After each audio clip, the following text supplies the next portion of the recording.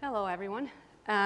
Usually I'm a panelist, but I've realized this week that being a moderator is the best job because you actually don't have to stick to the script. So we have a phenomenal panel here today, and the topic could not be more interesting. What I love about this panel is that we have doers. We don't have just talkers. And I think that's an understatement. So we'll just dive straight into the discussion. Many are excited about how AI can reshape financial services in the coming decades. Well, the regulators may not be too excited, but we'll talk about that too. But many, including the regulators, have expressed skepticism given how new technology is often overhyped. So we're going to start the panel by asking the question of what is possible. And Alex, we'll start with you. You're an entrepreneur, board member of Rocket, and venture capitalist and head of AI investment for A16Z. So you have seen this from many different ways, including how people are trying to leverage AI. Can you give us a broad overview of what you think is hype and what you think is possible in the next decade? Sure. So AI as a concept has been around for a very long time. And particularly in the context of financial services, it was normally about decisioning. So every bank, I started the company that was bought by Visa, worked at Visa for a while.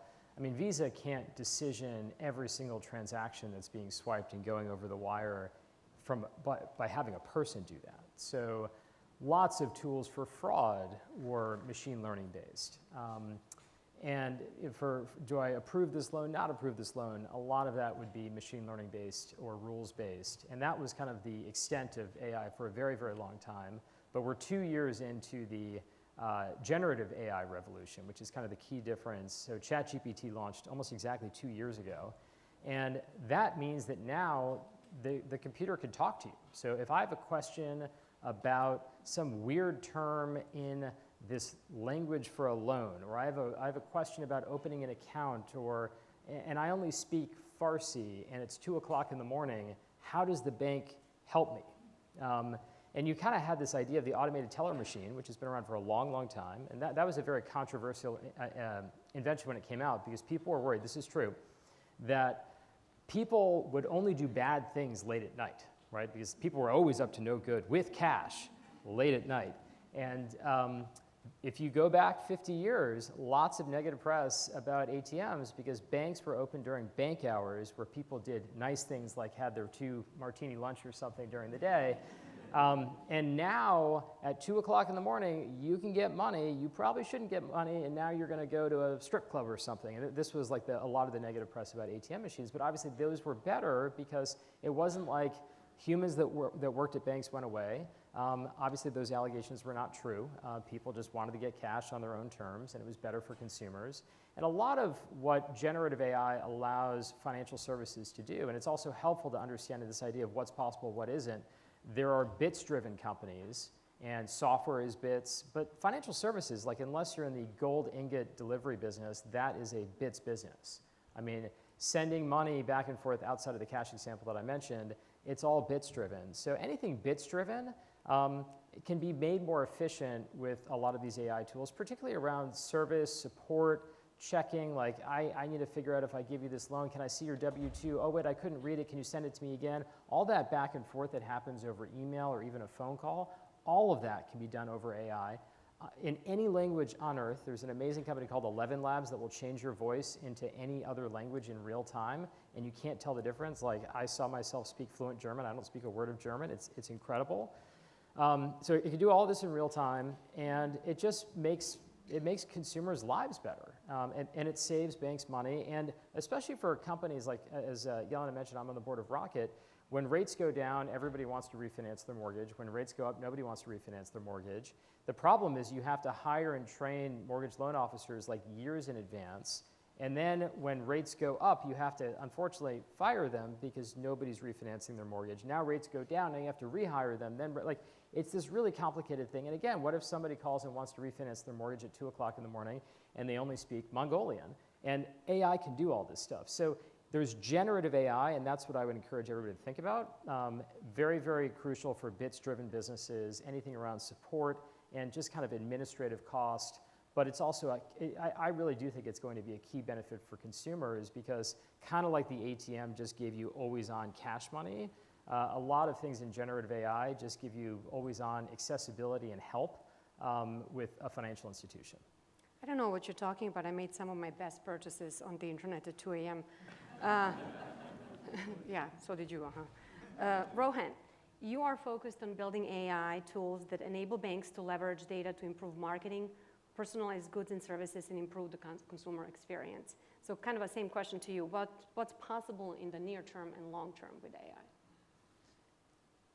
So we were running this company called Hyperplane, and it's very complementary to what Alex just said, right? Like, for the last 30 years, decisioning has been the most commonly used AI application.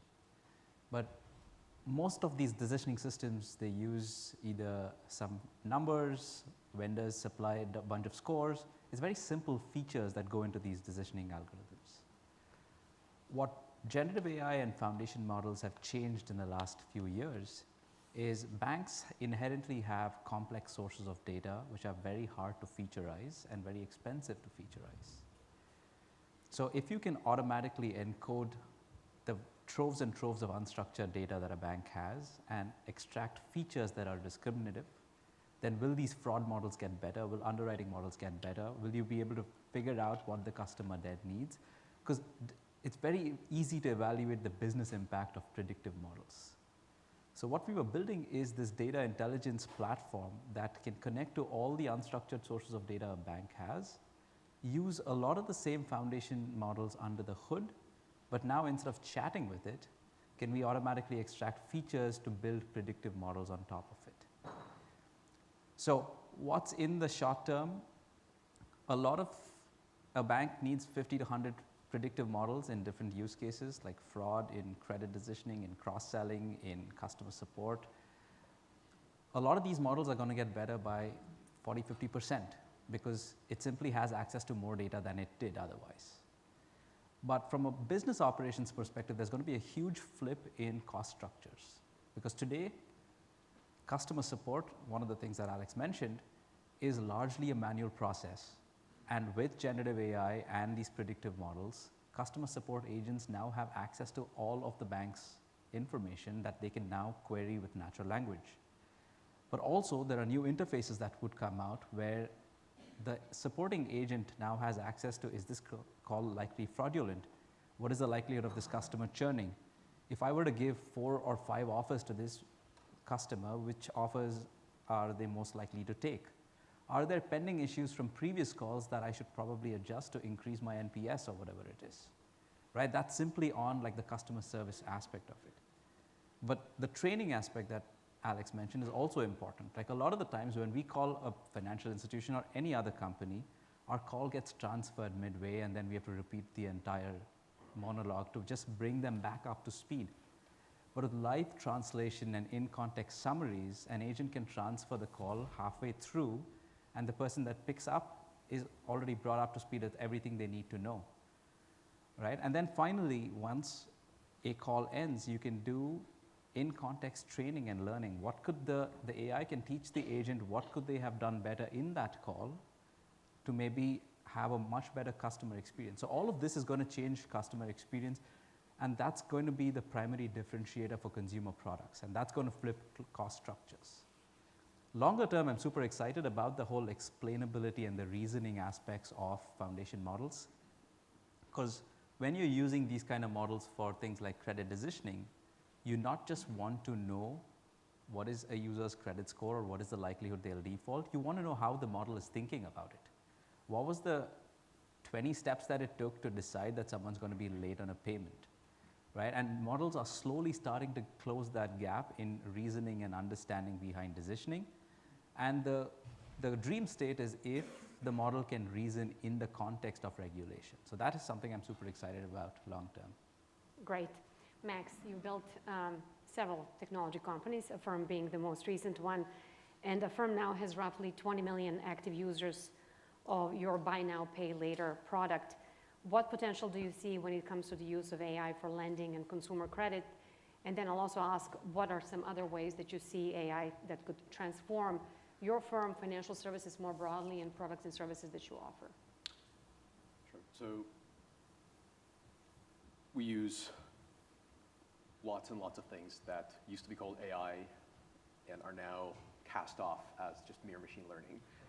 And I think that's actually very good and very important. The big difference between generative AI, which is the latest hotness the last 2 years, as Alex pointed out, and traditional machine learning. Machine learning is highly repeatable and extremely observable, and we have a huge body of work around explainability.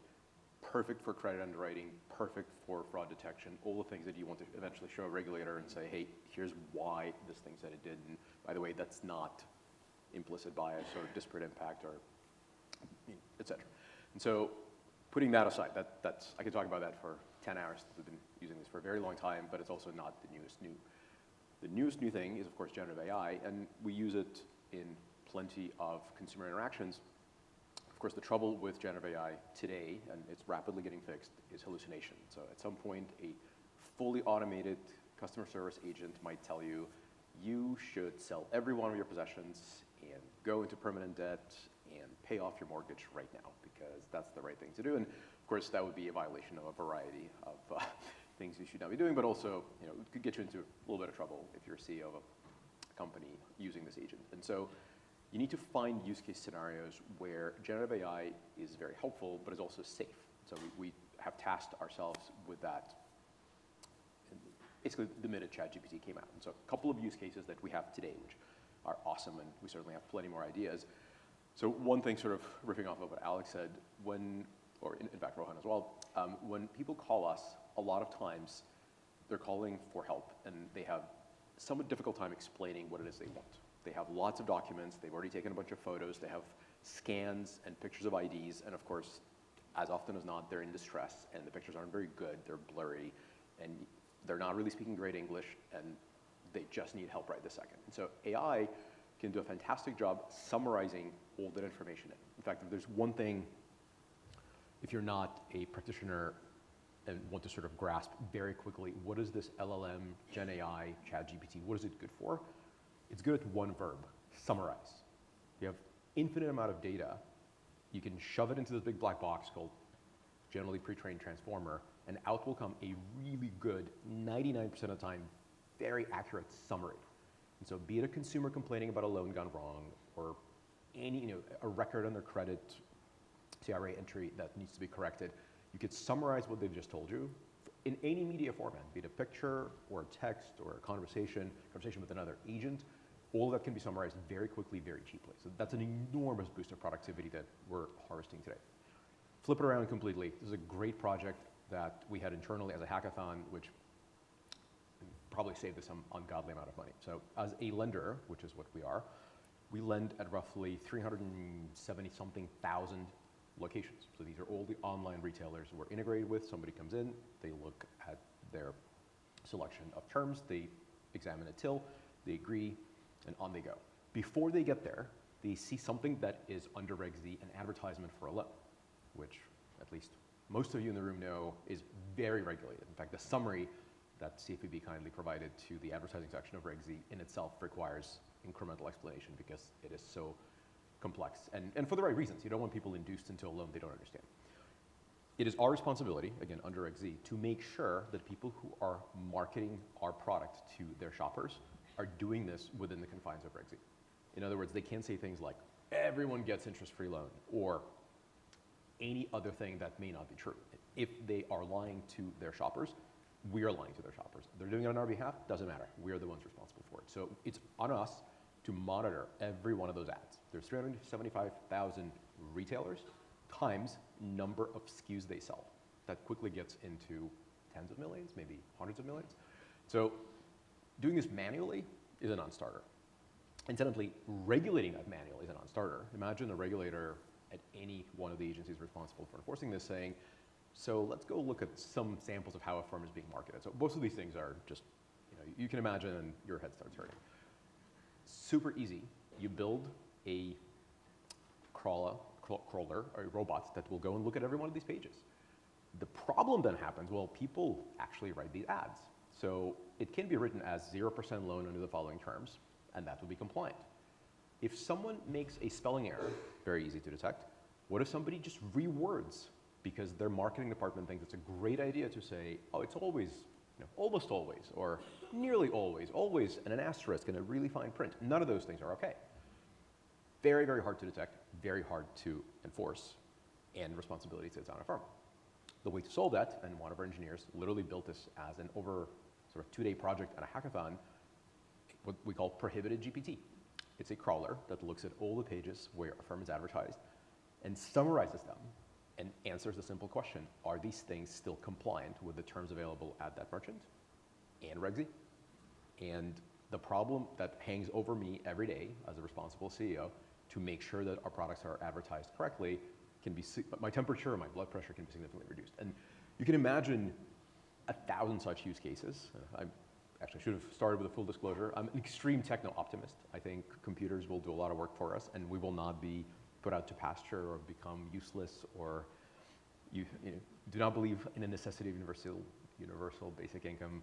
We will have lots of things to work on, but AI is going to do wonderful things for us and is already doing wonderful things for us. So I'll stop now since I can rant about opportunity, but we found every new invention in the LLM land, just like we found every new invention in the machine learning land, to just be an accelerant to the good things we're doing.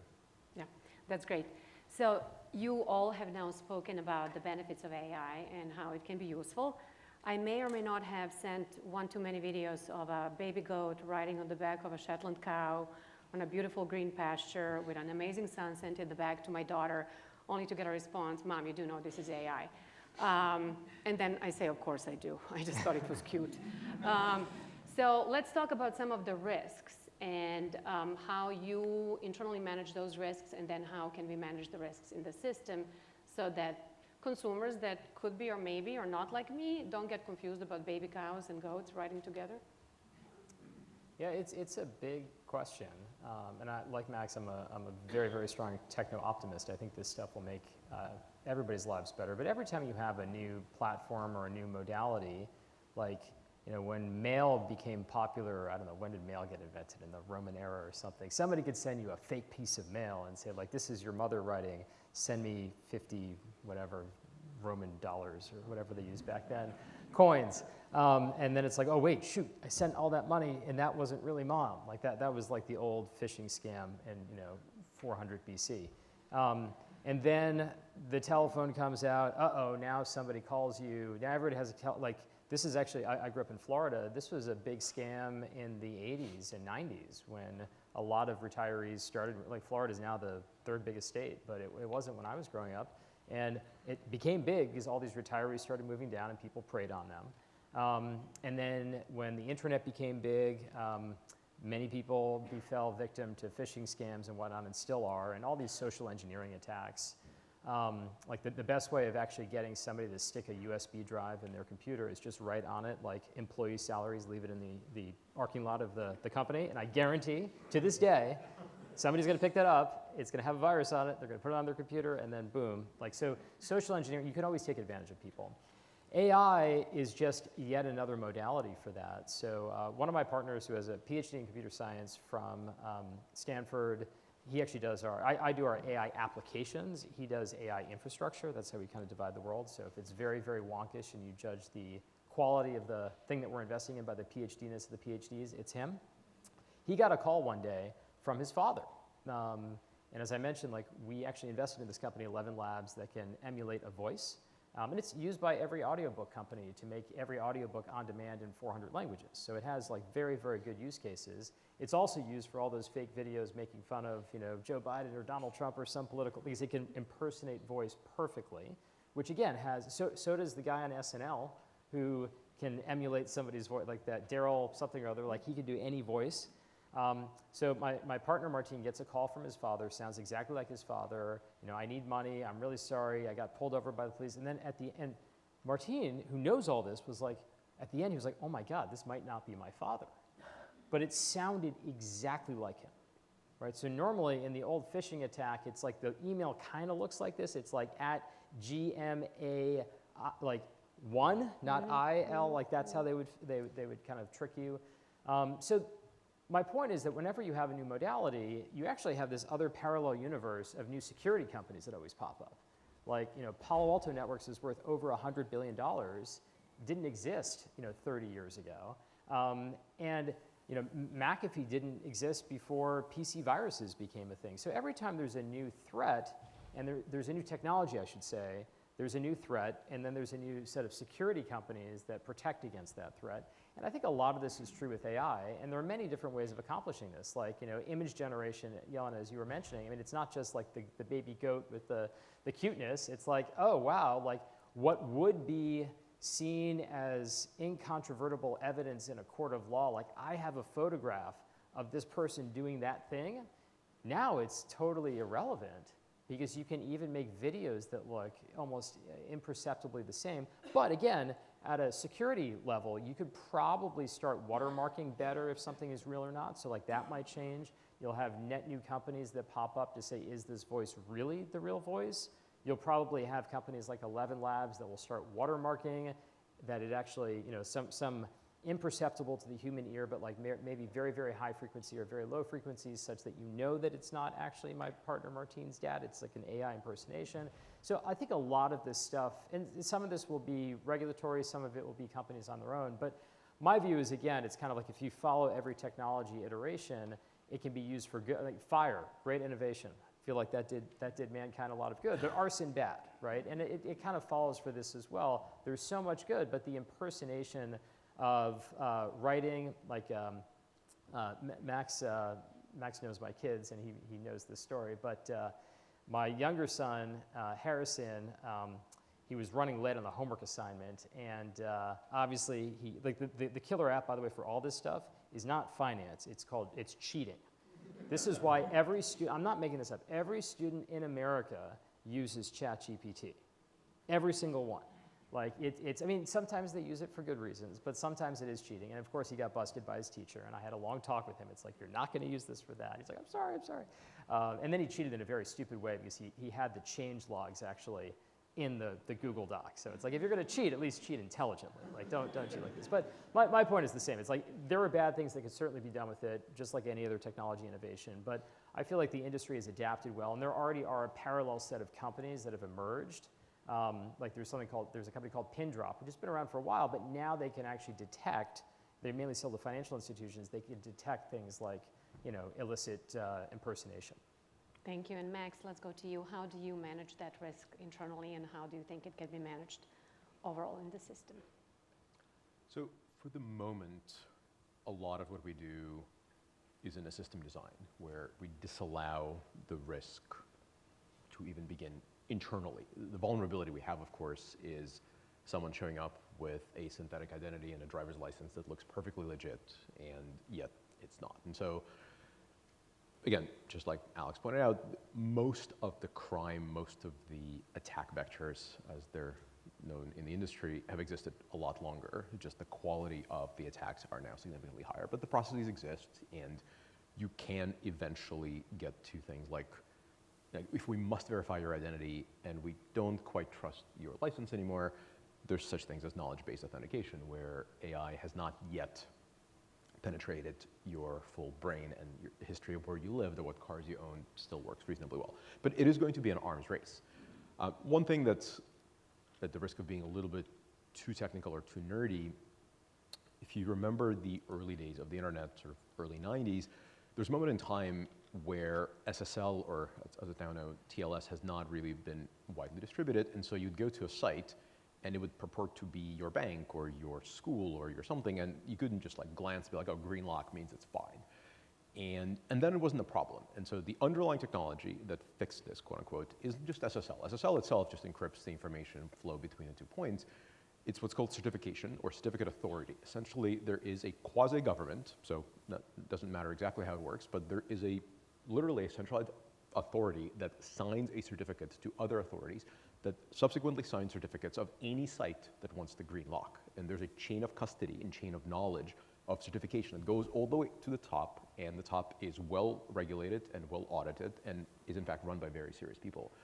I have 100% confidence that exactly the same model will work with AI. And so watermarking is kind of the beginning sketch. Today you can get a watermark in your ChatGPT generated text, hinting that this was in fact AI, not a real conversation. The next version of this will be a certified version. And it doesn't have to be invasive, doesn't have to be visible, but our interaction with all data today is it's probably fine, but I gotta check if it's fake. 5 years from now, it will entirely flip from I am going to verify it's real. It will be signed by something that says I'm an AI or I'm a human-generated piece of content. And if there's no signature, I'm going to assume it's fake. And it'll be a bit of an adjustment, but just like we went from I mostly go to sites and I kind of trust them, sometimes they're fake, we very quickly went to I'm not going to trust anything unless I see the green thing. And by the way, if you're curious, you can click on a green lock and it'll show you the certificate authority all the way down to the cert authority that signed the cert authority to sign the cert authority. And so the infrastructure is coming. We have the blueprint. It's been around a long time. The thing that regulators can do is start steering the industry towards that. Like this didn't happen on its own. After a couple of reasonably high-profile scandals and losses, some intelligent regulator somewhere else said, you know what we need? We need a way to say this site's legitimate, and if it's not signed, that it's not real. So we emulate some of those best practices internally at a firm within our own little ecosystem, but it will have to expand for the industry fully. Thank you. Rohan? So I think Max touched upon this earlier, right? Like a lot of generative AI applications, the one application is summarization. And there is one implication of that, which is it's often an internal use case, right? So you have full control on who is interacting with these models. And so if in applications like operations, engineering, customer support, and all of that, there's not that much of an external risk of anyone interacting with your model. Which brings us to the second one, which is the impersonation risk, right? So most institutions, when they invest in intelligence, it's two use cases. If it's customer facing, they are the portal or the gateway where the customer interacts with the AI. And so here, all of the generative AI investments is to detect whether the person is fake, person's real. The interplay between the AI and all of the other knowledge systems is going to help us improve the quality. But the best part of this is you don't need 100% accuracy. If you're able to detect 50% of things as fake today, generative AI helping you to get to 70, 80, 90% is already a win, right? So these are all applications where 100% accuracy is not required. Now the flip side is all of the other internal applications today, as users use it and we generate more data and we understand these models and the models evolve, the risk of hallucination is going to go down with explainability. And as models get better at reasoning, it's going to tell you, hey, this is my decision, this is my summary, this is the evidence of that reasoning. And you can always write checks against the evidence because some of these things you know to be true or not true, right? So this requires building of systems around the AI. And so the model or the AI itself is not the product. It is that complex combination of systems interacting with AI. And so that's what's going to help us reduce the barriers to risk itself. Thank you. So we can't talk about the risks without talking about the regulators. And as a former regulator, I will say two things. One is that as a regulator, you benefit none at all for having a high risk appetite. So you benefit by basically being risk averse and not allowing anything new because you don't want 5 years later, 10 years later, something bad to happen and then it happened on your watch and somehow you get blamed. It's true. Some regulators. Number two, I remember how difficult it was at the FDIC to find people who actually could do innovation, technologists who could make things happen because they've done that in the past. And I remember when we had our posting for a chief innovation officer, we had 4 different postings, and for each of them, for the same job. For each of them, we received between 500 and 1,000 resumes, and we still couldn't find the person that would have moved the ball forward on a lot of these innovation issues that would help banks and third parties work well. So I don't blame the regulators for being risk averse, but it can stifle innovation on your end, and it's not necessarily an antagonistic risk averseness. It's more so that they will never have the tools to follow what you guys are doing on the ground, let alone stay ahead of you. So what would you say are good ways for the regulators to deal with AI, to allow you to build models, to do the good things, the first part of our discussion today, while managing the risks? You know, are sandboxes it? What suggestions would you have for regulators how to tackle this issue? And Max, we'll start with you. I have lots of ideas. So about 1,000 years ago, actually 10 years ago, I spent a couple of years on CFPB's Consumer Advisory Board, which was eye-opening on a variety of levels, and probably a separate conversation, but it was a lot of fun. And He's supposed to say that. no, I really enjoyed it. My motivation was very simple. I wanted to be at the table, not on the menu, and so I volunteered. But I sat with the enforcement team at every quarterly meeting that I had, and after a while, I got really tired of them saying black box underwriting. They're like, does anyone here want to explain to me what you mean by black box underwriting? And they're all very smart people. Each one of them had at least one law degree, and most of them had a technical degree of some kind or something that could pass for a technical degree. And they were very high level and just didn't really have a grasp of how the machine learning black box underwriting really worked. So I said, I volunteer. I will come back whenever you will have me, and we'll have a brown bag lunch. And if it takes 10 hours, so be it. It'll be a very long lunch. I'll tell you everything you possibly want to know. I'll teach a course on machine learning. And the powers that be at the time were like, that's a great idea. Like, I regretted it immediately afterwards because I had to prep a lecture, but I had a really, really good machine learning team, and that is in fact my background. So we put together a course for the regulators that I came to CFPB and taught over something like a 4 or 5 hour lunch. And at the end of it, I had lots of people telling me, that was really great. It's not really all that black. You can see into the box, and it's kind of basic math. I was like, exactly. Now go on and enforce and regulate all you like. You know what's inside. And so I would love for today's regulators, CFPB and otherwise, to take up the likes of me. Maybe, you know, I'm confident I'm not the only one, but there are plenty of people who take a lot of pride in how LLMs work and would love nothing more than to share the underlying stuff. And this particular version of the math is slightly more complex. So the old ways, ML, is basically linear algebra, so kind of second year college. This one is in some ways more complicated, but it's like calculus 2. So if you remember chain rule, you understand LLMs. It's not that hard. If you don't remember chain rule, it'll take me 3 minutes to explain it to you. Max, that's next year. Okay, next year, chain rule in 3 minutes or less. It's really not that hard. Like imagine a curvy surface, drop a ball anywhere you like, it will eventually roll all the way down to the bottom. It's called, that's it. That's all you need to understand how LLMs work. Second act later. Anyway, so I think that's part one. Just engage with the people who love to nerd out on this stuff if you're a regulator or regulator adjacent, because they'd love to tell you there's nothing to hide, and these things aren't being used to do bad things. They're being used to do good things. There's plenty of bumps on the road. There's plenty of guardrails to put up, but the math itself isn't magical, and it's certainly not bad. Part two, so I'm now in like the land of crazy ideas.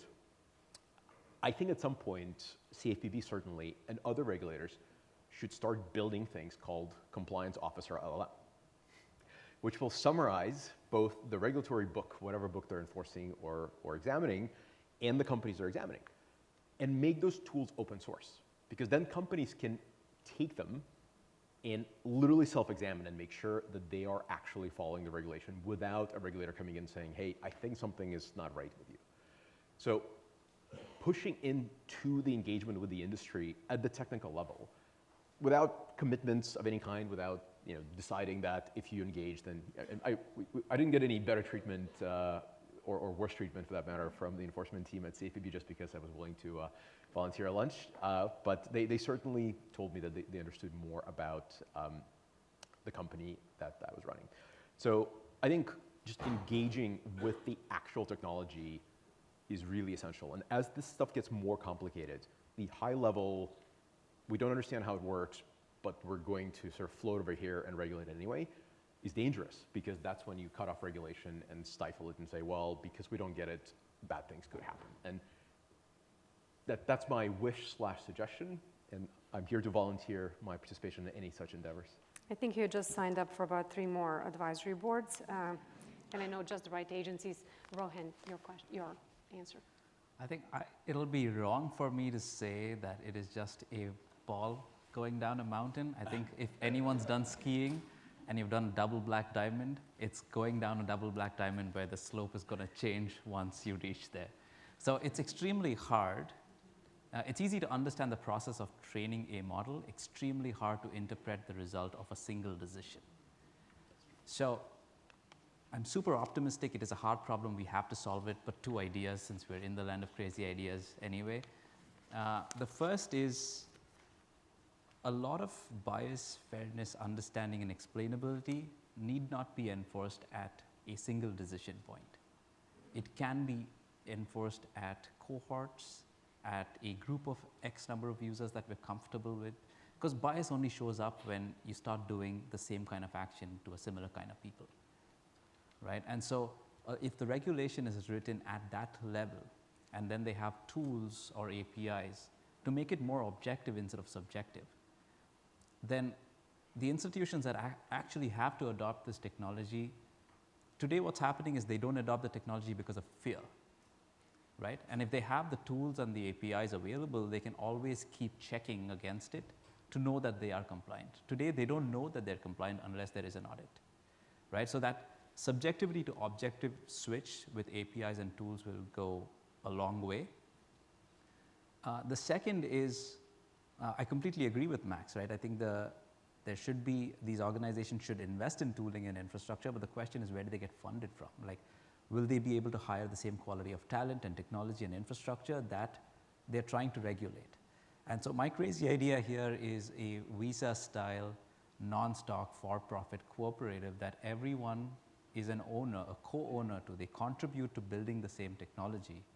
And every transaction, every loan, every underwriting decision is then using these tools as some kind of toll road that you're getting access to new technology that's helping you do a lot more than you did before, and you're paying for that in some kind of tax, but because that helps you remain compliant, it helps you remain fair, unbiased, and all of these things. Thank you, Rohan. And Alex, we're almost out of time, so you'll Sure. have the final word. So I would say two things at a very high level. Number one is to beware anachronisms, and the other two is that competition breeds innovation, and I'll explain those two right now. We don't like to invest in Europe that often, and not because we don't. I love going to Europe; it's a beautiful continent to go visit and whatnot. But the regulatory barriers are so high that you have to understand. What I do is I find two people in a garage. They have amazing vision and they want to change the world, and I give them money, and then they hopefully hire engineers and they go change the world. In Europe, because of GDPR and so many other regulations that are well-intentioned, they actually have to spend all of their money on lawyers. Hey, what's wrong with that? There's nothing wrong with that, but that's not what I'm going to do. And this is in many cases, sometimes it's well-intentioned, sometimes it's actually regulatory capture, because you know who can afford to have 10,000 attorneys? Meta or Google or Apple. Like, that's actually good for them, because then it means less competition. So these companies that are two people in a garage that want to change the world, and if we're talking about access to credit or faster payments or faster decisions, like 2 a.m. I want to get a mortgage and nobody will give it to me, like all of these things, technology is probably going to be developed by the smaller companies or the nimble companies. $20 billion company, but he's nimble. $65 billion company now, a new bank, you're nimble. But these small companies or the nimble companies will build this. And the reason why I say beware the anachronisms are, if you look at a lot of regulations that exist, like redlining was a real issue. I just read the book about the origins of Nike by Phil Knight, Shoe Dog, great book. And if you read, like the overarching story of the book is how hard it was to get access to credit, because this is before banks could make loans and have customers across state lines. So once the Bank of Oregon turned down Phil Knight, he was done, and he had to get like a crazy loan from Japan. Like, it's just like the whole story is like, wait a minute, if there had just been like 50 banks, or if like, I know this isn't what a firm does or what new bank, but if like you guys had been around back then, like Nike would have been like an even more successful company, and Sumitomo or whatever, Mitsui, whatever like Japanese trading corporation wouldn't have owned a big chunk of Nike. So the reason why I say beware the anachronism is now, like, the internet has taken down these barriers. Regulators have taken down these barriers, which is fantastic. And the worst thing is to assume, okay, maybe there is a really racist, terrible company. Like they've started like with the idea of we're going to deprive loans to everybody, but then there are like 10,000 other companies that now, by virtue of capitalism, want that business. And that's so much different than when things, or where things were 50 years ago. So I would say make sure that the regulatory barriers do not prevent competition that will, in fact, breed innovation and lower consumer cost. Because if there's one story that's prevailed throughout all of capitalism, it's that competition brings lower cost and more innovation. All right, I lied about that being the last question. But I charge by the hour, so there's that. Let's do a quick round. We have a minute left. We obviously have new regulators coming to Washington pretty soon. Not a political question, but a policy question that could have actually significant market impact in what you do and how you do it. So I'll ask you, are you optimistic, pessimistic, neutral going forward? So Max, we'll go with you.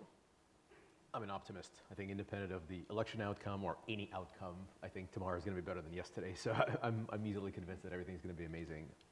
All things kept equal, I think so long as the regulators of whatever stripes they are just engage with the industry and bring them in and ask for us to contribute more to better governance, we'll always respond because we all want to win and we only know how to win through competition. Plus 1,000 to what Alex said.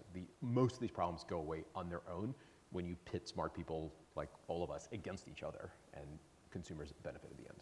Alex? I'm also, I echo Max. I'm an optimist. You know, I think we've solved problems under any kind of regulatory environment. So we just want hopefully more competition and more innovation because we fund that and we don't want to fund lawyers. So don't make us fund lawyers. Unless Europe, okay, I Yes. got you. Rohan? I'm also an optimist, and I think the growth in what the models are capable of doing and where AI is going, it's mostly a question of time. Great, thank you so much. Well, ladies and gentlemen, that baby goat and a cow, and you got AI.